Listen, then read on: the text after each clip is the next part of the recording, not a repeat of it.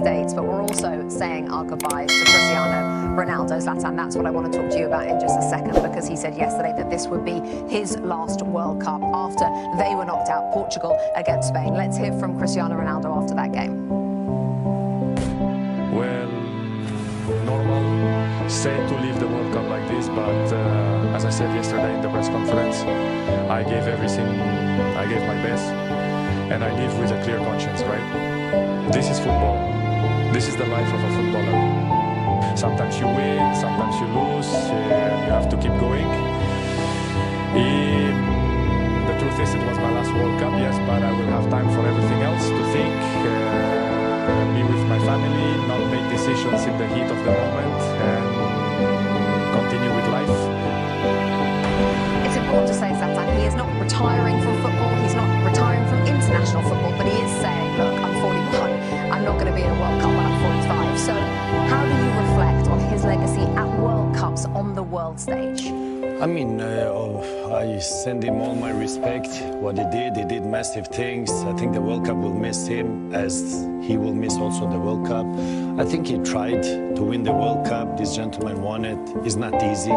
It's the most difficult thing probably to win, and his mentality is to win in everything he goes in. So for sure, the world is gonna miss him by playing the World Cup, and but he didn't say he retired from the national team. So let's see what happens there, and I think the world should enjoy him while he's playing, whatever shirt he uses. And this is the last World Cup. It was the last World Cup also for Neymar, but probably he stopped the national team like Modric. But for sure, people is gonna miss him, and we'll see how long. But it's understandable also because the age he has, and he catches up to everyone, just like he did for this gentleman, and this animal. This is part of the game. Thierry, real quick on Cristiano Ronaldo, we have to move on. No, look at the great players who win the World Cup represent define their legacy. His legacy is untouchable. Whatever he's going to decide, I wish him all the best. I wish he can pass 1,000 goals.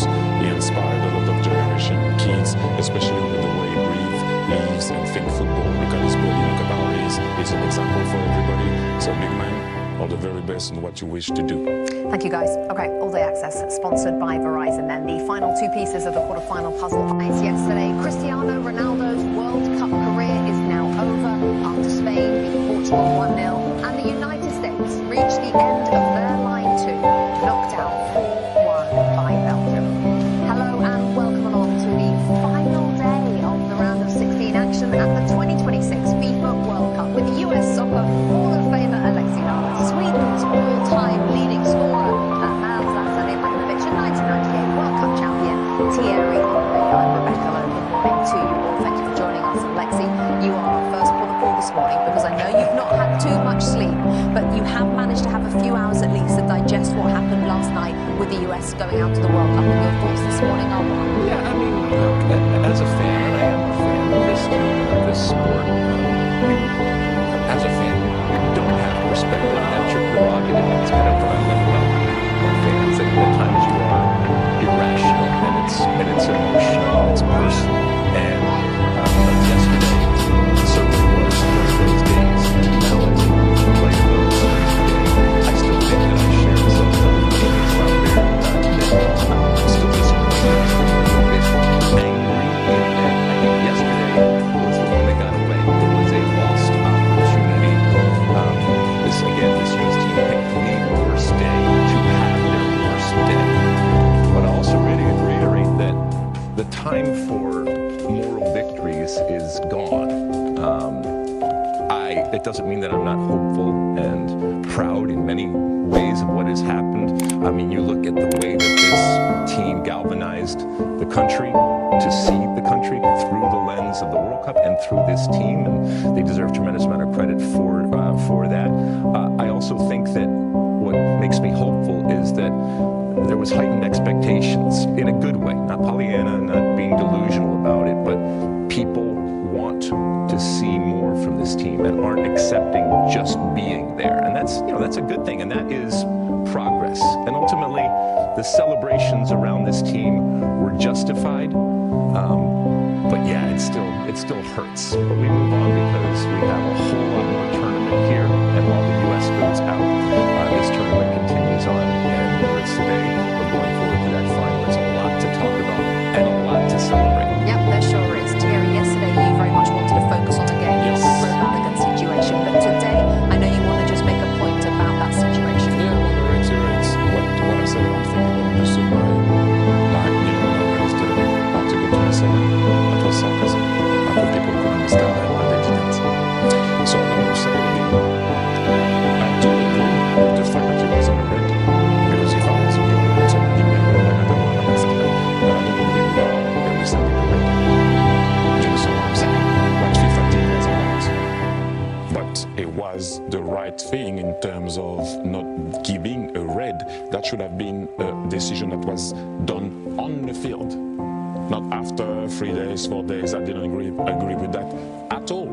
So please do not Why get is it it right? because it's not right. Article 27 doesn't say that. No, Article 27 doesn't say that. That's my opinion. What FIFA did wasn't right. It wasn't a red, but what FIFA did wasn't right. And he fired up Belgium. It did. Look at how they were, the celebration, the dancing at the end, and everything that was there. It wasn't right. He fired them up, and you saw it straight away overturn this. So Ronaldo shouldn't have played in the World Cup either, then? I said, no, don't, you say whatever you want to say, whatever you want to say. I'm talking about the Balogun situation, and I stayed there. Let's talk about Cristiano now. Okay. Hold on. What is not right about it?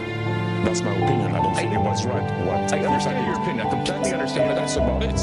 That's what I stand. But nobody broke any rules or regulations or. That's what I believe. The red wasn't a red for Balogun. I said it, and I will say it again. The way it happened after, I didn't agree with it. That's about it. So you agree with the fact that it shouldn't have been a red, No, that the yes, it right shouldn't have decision been was a come red. to Yes. the wrong way? Yes. So the right decision was come to the wrong way also when it comes to Cristiano Ronaldo. That's on you to talk. If you want to talk, I'm talking about Balogun. This is the World Cup. So that's My team's out of the World Cup now, so it's a completely different story here. Okay. Okay, I'm not coming to you.